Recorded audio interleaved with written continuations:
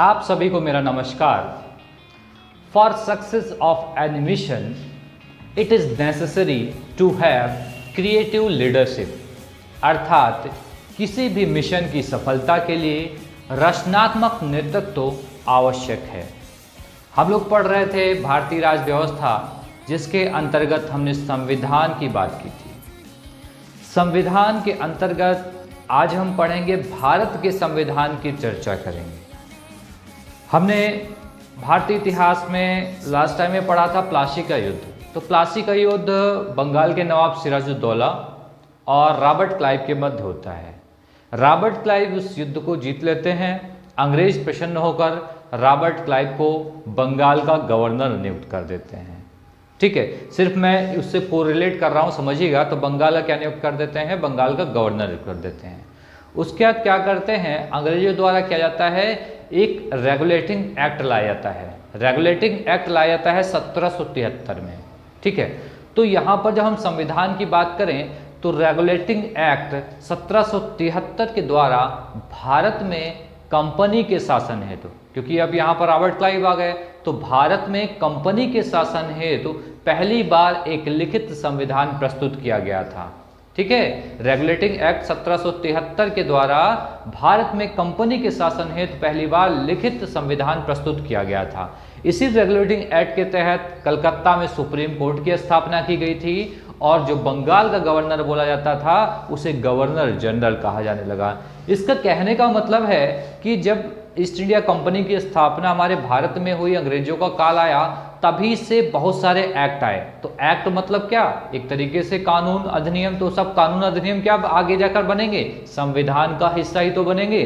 तो यहाँ पर जब हम भारतीय संविधान की बात करते हैं तो भारतीय संविधान की हम लोग बात करें तो भारत में संविधान सभा के गठन का विचार सर्वप्रथम 1934 में वामपंथी नेता एम.एन. राय द्वारा रखा गया। तो क्वेश्चन यहां बन सकता है, भारत में संविधान सभा के गठन का प्रथम विचार सर्वप्रथम किसके द्वारा दिया गया? तो 1934 में वामपंथी नेता एम.एन. राय द्वारा रखा गया। एम.एन. राय, जिनका पूरा नाम मानवेंद्र राय है, और इनके मूल नाम की बात करें तो इनका पूरा नाम नरेंद्र नाथ भट्टाचार्य था। नरेंद्र नाथ भट्टाचार्य था। अभी क्या थे? वामपंथी नेता। वामपंथी विचारधारा क्या होती है? तो वामपंथी विचारधारा वह होती है जो आर्थिक और जातीय समानता लाना चाहते हैं। मतलब आर्थिक रूप से समान हो सभी लोग और जातीय रूप से समान। इट मीन्स आर्थिक और जातीय समानता लाने वाले लोग वामपंथी विचारधारा के लोग कहलाते हैं। तो एम.एन. राय कैसे थे? वामपंथी नेता। फिर बात करें 1934 में ही स्वराज पार्टी द्वारा संविधान सभा के गठन का प्रस्ताव लाया गया। 1934 में ही स्वराज पार्टी द्वारा संविधान सभा के गठन का प्रस्ताव लाया गया। उसके बाद क्या होता है? 1935 में भारतीय राष्ट्रीय कांग्रेस। भारतीय राष्ट्रीय कांग्रेस की स्थापना कब हो चुकी होती है? 1885 में। ये सब हम लोग पढ़ेंगे जब इतिहास पढ़ेंगे, आधुनिक भारत का इतिहास पढ़ रहे हैं उसके अंतर्गत पढ़ेंगे। 1935 में भारतीय राष्ट्रीय कांग्रेस, जिसका गठन 1885 में हो चुका था, द्वारा संविधान सभा की आधिकारिक मांग की गई। मांग के बाद 1938 में जवाहरलाल नेहरू, पंडित जवाहरलाल नेहरू ने भारत के संविधान निर्माण हेतु वयस्क मताधिकार की बात कही। उन्होंने कहा कि भारत में संविधान का निर्माण हो और वो किस आधार पर होना चाहिए? वयस्क मताधिकार के आधार पर होना चाहिए। तो यहां भी क्वेश्चन बन सकता है कि किस व्यक्ति ने वयस्क मताधिकार के आधार पर संविधान सभा की मांग रखी? तो किसने रखी? पंडित जवाहरलाल नेहरू ने 1938 में। अब 1938 में पंडित जवाहरलाल नेहरू ने वयस्क मताधिकार के आधार पर मांग रखी। अब क्या होता है? 1939 में द्वितीय विश्व युद्ध प्रारंभ हो जाता है, सेकेंड वर्ल्ड वॉर, जिसमें दो पक्ष होते हैं, एक मित्र राष्ट्र और एक धुरी राष्ट्र। मित्र राष्ट्र और धुरी राष्ट्र, एक तरफ जहां मित्र राष्ट्र में अमेरिका, ब्रिटेन, जर्मनी जैसे देश हैं, और धुरी राष्ट्र में क्या है? जर्मनी, ऑस्ट्रिया, हंगरी, इटली देश हैं। लगभग 70 देश इस द्वितीय विश्व युद्ध में हिस्सा लेते हैं। तो यहाँ पर क्या होते हैं? अंग्रेजों को आवश्यकता पड़ जाती है किसकी? भारतीयों की। क्योंकि द्वितीय विश्व युद्ध में एक तरफ कहीं ना कहीं अंग्रेज कमजोर नजर आते हुए दिखते हैं। तो अंग्रेज क्या करते हैं, 1940 में एक अगस्त प्रस्ताव लाते हैं। अगस्त प्रस्ताव के नाम से फेमस है। ये क्या है, हम लोग आधुनिक भारत के इतिहास में पढ़ेंगे। तो अगस्त प्रस्ताव में पंडित जवाहरलाल नेहरू की जो मांग थी वयस्क मताधिकार पे, उसको स्वीकार कर लिया जाता है। लेकिन बहुत सारी चीजें उसमें थी जो भारतीयों को पसंद नहीं आती हैं, क्योंकि वहां पर मांग किसकी की जाती है, भारतीय चाहते हैं पूर्ण स्वराज और वो क्या चाहते हैं, द्वैध शासन। तो यहाँ पर अंडरस्टैंडिंग ना बनने की वजह से अगस्त प्रस्ताव निरस्त हो जाता है। उसके बाद दोबारा फिर उसमें सुधार किया जाता है और लाया जाता है क्रिप्स मिशन। 1942 में क्रिप्स मिशन भारत आता है और उसे भी अस्वीकार कर दिया जाता है। मुस्लिम लीग उसको अस्वीकार करता है, बहिष्कार करता है, क्योंकि मुस्लिम लीग क्या चाहता है, वो तो मुस्लिमों के लिए एक अलग राष्ट्र की व्यवस्था चाहता है, जो कि क्रिप्स मिशन में ऐसा मेंशन नहीं था। गांधी जी तो ये तो कह देते हैं ये पोस्ट डेटेड चेक है। पोस्ट डेटेड चेक कि मतलब आगे की डेट का चेक है। कहने का मतलब ये कि जब यही अंग्रेज खुद विश्व युद्ध में जूझ रहे हैं तो क्या श्योरिटी है कि जो हमसे वादा करेंगे ये पूरा कर पाएंगे। तो खैर इस सब की चर्चा हम आधुनिक भारतीय इतिहास में करेंगे। तो हम यहाँ पर बात किए वयस्क मताधिकार। तो एक नोट है, इंपॉर्टेंट पॉइंट है, और ये एग्जाम में क्वेश्चन भी आया है, यूपीपी में आया और भी एग्जाम में आया है। 1989 में 1989 में 61वें संविधान संशोधन, ये मोस्ट इंपॉर्टेंट है, नोट करिएगा। 61वें संविधान संशोधन द्वारा मतदान की आयु 21 वर्ष से घटाकर 18 वर्ष कर दी गई। पूछा गया था एग्जाम में किस संविधान संशोधन द्वारा मतदान करने की आयु 21 वर्ष से घटाकर 18 वर्ष कर दी गई थी। तो 61वें संविधान संशोधन 1989 के द्वारा, बहुत इंपॉर्टेंट है। ठीक, तो हमने यहाँ पर बात की क्रिप्स मिशन, फिर ऐसे ऐसे आता है। फिर भारत में आ जाता है कैबिनेट मिशन। 1945 तक द्वितीय विश्व युद्ध चलता है, ठीक है। उसके बाद क्या होता है, 1946 में कैबिनेट मिशन भारत आता है, और कैबिनेट मिशन के अंतर्गत Lord Pethick Lawrence, Sir Stafford Cripps और एवी अलेक्जेंडर कैबिनेट मिशन के अंतर्गत भारत आते हैं। और ये क्या करते हैं, संविधान का बुनियादी ढांचे को स्वीकार कर लेते हैं और जिसे संविधान सभा का नाम देते हैं। कहते हैं कि 10 लाख की जनसंख्या पर एक सीट होनी चाहिए। एक सीट, 10 लाख की जनसंख्या पर कितनी सीट, एक सीट। और फिर यहीं से संविधान सभा की कार्यावधि शुरू हो जाती है। और जिसके अंतर्गत बात करें तो संविधान सभा का गठन, अब संविधान सभा का गठन कब होता है, जुलाई 1946। 1946 में ही कैबिनेट मिशन आता है और जुलाई 1946 में ही क्या होता है, संविधान सभा का गठन हो जाता है। फिर बात करें संविधान सभा के गठन के बाद संविधान सभा की प्रथम बैठक कब होती है, 9 दिसंबर 1946 को संविधान सभा की प्रथम बैठक होती है।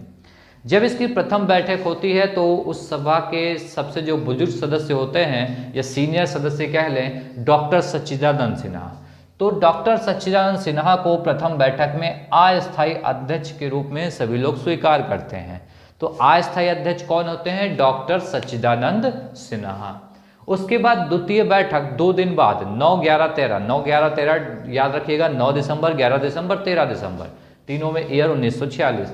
फिर 11 दिसंबर 1946 को द्वितीय बैठक होती है और इस द्वितीय बैठक में स्थायी अध्यक्ष के रूप में डॉक्टर राजेंद्र प्रसाद नियुक्त होते हैं। तो अब अस्थायी अध्यक्ष कौन थे, डॉक्टर सच्चिदानंद सिन्हा, जो कि क्या है, प्रथम बैठक में चुने जाते हैं। द्वितीय बैठक में स्थायी अध्यक्ष के रूप में कौन, डॉक्टर राजेंद्र प्रसाद। और इस अध्यक्ष राजेंद्र प्रसाद और उपाध्यक्ष कौन चुने जाते हैं, एच.सी. मुखर्जी को उपाध्यक्ष के रूप में चुना जाता है। फिर तीसरी बैठक का आयोजन फिर 2 दिन बाद 13 दिसंबर 1946 को तीसरी बैठक का आयोजन होता है। जब तीसरी बैठक का आयोजन हुआ, कब हुआ, 13 दिसंबर 1946 को होता है। और इस तीसरी बैठक में पंडित जवाहरलाल नेहरू उद्देश्य प्रस्ताव प्रस्तुत करते हैं। उद्देश्य प्रस्ताव कहने का तात्पर्य है कि क्या जो संविधान होगा, इस संविधान का उद्देश्य क्या है, किस रास्ते पर, किस वे पर वो इस संविधान को ले जाना चाहते हैं, इन सब की बातें उस उद्देश्य प्रस्ताव में मेंशन होती हैं। तो तीसरी बैठक में पंडित जवाहरलाल नेहरू द्वारा उद्देश्य प्रस्ताव प्रस्तुत किया जाता है और 22 जनवरी 1947 को उद्देश्य प्रस्ताव स्वीकार कर लिया जाता है। बहुत ही इंपॉर्टेंट पॉइंट्स हैं। देखिए आप कितना भी पढ़ें, पढ़ने को बहुत कुछ है, बहुत सारी बुक्स हैं, लेकिन फिर भी बहुत लोग नहीं पढ़ते हैं।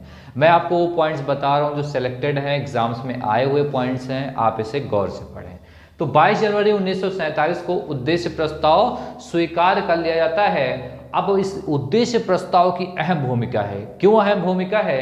क्योंकि हमारे संविधान में सबसे पहले क्या बनी? प्रस्तावना बनी। तो बात करें जिसकी संविधान के स्वरूप, अब संविधान का स्वरूप कैसा होगा, वह प्रस्तावना निर्माण में महत्वपूर्ण भूमिका। जो पंडित जवाहरलाल नेहरू द्वारा उद्देश्य प्रस्ताव लाया गया और जो 22 जनवरी 1947 को स्वीकार किया गया, उसका संविधान के स्वरूप व प्रस्तावना के निर्माण में महत्वपूर्ण भूमिका है। ठीक है, फिर हम बात करते हैं संवैधानिक सलाहकार। संवैधानिक सलाहकार के रूप में बी.एन. राव को सेलेक्ट किया जाता है। बी.एन. राव पहले संवैधानिक सलाहकार बनते हैं। और इस कुल व्यवस्था में बात की जाए तो कुल सत्र कितने चलते हैं? कुल सत्र 11, कुल सत्र 11 चलते हैं। ठीक है, तो कुल सत्र 11। बात करें कुल बैठकें कितनी होती हैं, तो कुल बैठकों का आयोजन होता है 166 बैठकों का आयोजन होता है। बात पूछा जाता है संविधान को बनने में कितना समय लगा, तो आई थिंक ये सभी को रटा होगा। जैसे ही मैंने क्वेश्चन पूछा होगा, अगर आप वीडियो देख रहे होंगे कि संविधान को बनने में कितना समय लगा होगा, तो आपके जुबान पे आ गया होगा 2 वर्ष 11 माह 18 दिन। कितना? 2 वर्ष 11 माह 18 दिन। ठीक है, तो ये सभी को पता है। बात करें संविधान को बनने में कितना खर्च आया, तो खर्च कितना आया? 64 लाख रुपए का खर्च आया था।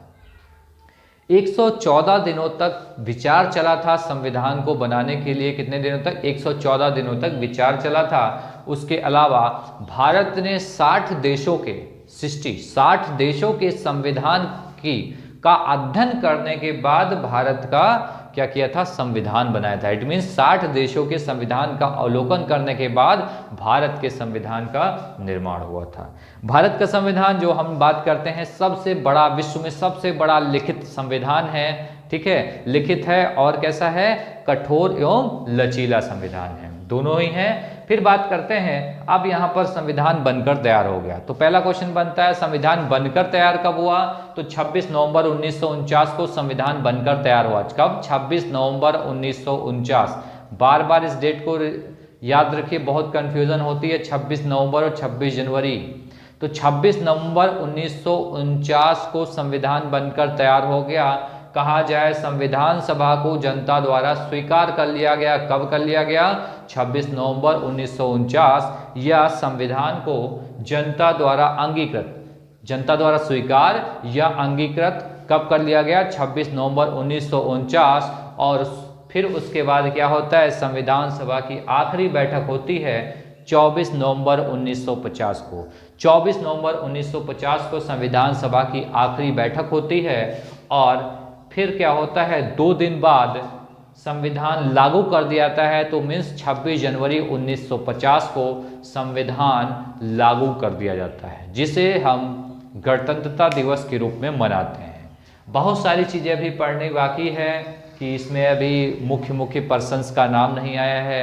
अभी यहाँ पर हमने चर्चा डॉक्टर भीमराव अंबेडकर की नहीं की है, और भी बहुत सारी चीज़ें यहाँ पर अभी पढ़ने वाली हैं। आप इन चीज़ों को, जिन चीज़ों पर चर्चा आज हमने की है, इसे आप अच्छे से नोट्स बना लें और पॉइंट टू पॉइंट इसे लिख लें। बहुत ही इंपॉर्टेंट है, ये बिल्कुल बेसिक्स है। इसके बाद इससे आगे और हम चर्चा करेंगे। जो जैसे जैसे हम लोग आगे बढ़ते जाएंगे, आप स्टेप बाय स्टेप चलेंगे तो हर चीज़ आपको समझ में आएगी। ठीक है, तो कोशिश करें आप हर वीडियो को देखें, आप अपने पर्सनल नोट्स बनाएं, क्योंकि आपके बनाए हुए नोट्स आपको बहुत ज़्यादा हेल्प कर सकते हैं। साथ ही जो लोग मेरी पूरी वीडियो देखते हैं, उनके लिए एक सूचना ही समझ लीजिए कि आप लोग पूरी वीडियो देखते हैं, अभी तक मैंने जितनी भी वीडियो बनाई हैं, आप उसका पूरा रिवीजन कर लीजिए, क्योंकि कल या परसों तक मैं कुछ क्वेश्चन सीरीज बनाऊंगा। कुछ क्वेश्चंस पे मैं चर्चा करूंगा। मैंने अब तक जितना पढ़ाया है, स्पेशली मैं उन्हीं से रिलेटेड क्वेश्चंस बनाऊंगा, और बिल्कुल इम्पॉर्टेंट क्वेश्चन होंगे जो लेटेस्ट पैटर्न पर आधारित होंगे, क्योंकि जो नया पैटर्न आ गया है एग्ज़ाम का, वो काफ़ी इजी नहीं कहा जाएगा। तो उस पैटर्न पर मैं क्वेश्चन बनाने की कोशिश करूंगा। तो आप सभी लोग रिवीजन कर लें, जिसमें जब आप हमारी नेक्स्ट वीडियो क्वेश्चन वाली वीडियो देखें तो मेरे क्वेश्चन का डिस्कस बोलते ही आपकी ज़ुबान पे आंसर आ जाना चाहिए। तब आपको भी अच्छा लगेगा कि आपने कुछ पढ़ा है। आज के लिए इतना ही। बहुत बहुत धन्यवाद आप लोग का।